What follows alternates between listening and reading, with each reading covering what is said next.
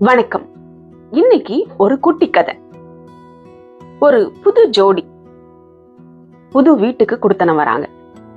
காலையிலே காலை உணவு தயார் பண்ணி கணவனும் மனைவியும் சாப்பிட உட்கார்றாங்க. சாப்பிடும் பொழுது மனைவி ஜன்னல் வழியா பாக்குறா. அப்போ பக்கத்து வீட்டுக்காரங்க துணிய காய போட்டுட்டு இருக்காங்க. அத பார்த்த உடனே கணவர்கிட்ட சொல்றா, இந்த அம்மாவுக்கு துணியே துவைக்க தெரியாது போல் இருக்கு. அங்க பாருங்க, துணியெல்லாம் மசாலா தோசை மாதிரி இருக்கு. இப்படியா துணி துவைப்பாங்க? நல்லா சோப்பு போட்டு துவைக்கல போல அப்படின்னு சொன்னான். கணவர் அதை கேட்டு சிறு புன்னகைத்தார். அடுத்த நாளும் அதே மாதிரி சாப்பிட உட்கார்றாங்க. சாப்பிடும் பொழுது பக்கத்து வீட்டுக்காரங்க அதே மாதிரி துணியை காயப்படுறாங்க. இவ பாக்குறா. திரும்பியும் கணவர்கிட்ட சொல்றான், இந்த அம்மா எப்பதான் துணியை பளிச்சுன்னு துவைக்க கத்துக்குமோ தெரியல. நல்ல சோப்பு வாங்கி போட்டு துவைக்க மாட்டாங்களோ அப்படின்னு சொல்றான். கணவரும் சிறு புன்னகையோட கிளம்பி போறார். இப்படியே அந்த அம்மா துணி காய வைக்கிறத பார்த்து புலம்பிக்கிட்டே இருக்கிறாங்க.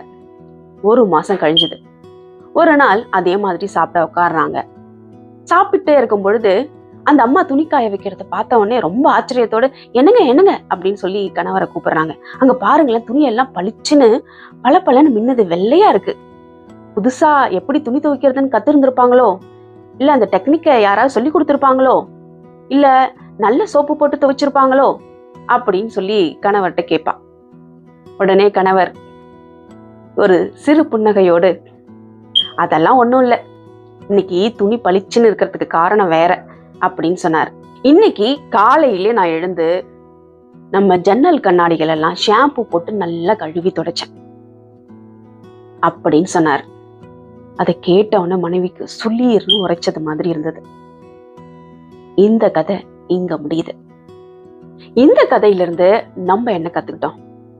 நம்முடைய வாழ்க்கை ஒரு கண்ணாடி போன்றது. நாம் மற்றவர்களை பார்த்து விமர்சிக்கும் பொழுது அது அவர்கள் அழுக்கானவர்கள் என்பதை காட்டுவதில்லை. நம்முடைய கண்ணாடி எவ்வளவு அழுக்காக இருக்கிறது என்பதையே காட்டுகிறது. இந்த கதையில கண்ணாடி ஜன்னல் வழியா துணிகளை பார்க்கும் பொழுது துணிகள்லாம் அழுக்கா தெரிஞ்சது. தன் கணவர் கண்ணாடி ஜன்னல்களை தொடச்ச பிறகு கண்ணாடி வழியா பார்க்கும் பொழுது அதே துணிகள் வெள்ளையா பளிச்சுன்னு தெரிஞ்சது இல்லையா? நாம் ஒருவரை எடை போடும் போது அது அவர்கள் யார் என்பதை வரையறுக்காது, நாம் யார் என்பதைத்தான் வரையறுக்கிறது. அதனால அடுத்தவங்க துணியை பார்த்து புலம்புறதுக்கு முன்னாடி நம்ம கண்ணாடிக்கு ஒரு நல்ல ஷாம்பு போட்டு துடைக்கிறது நல்லது.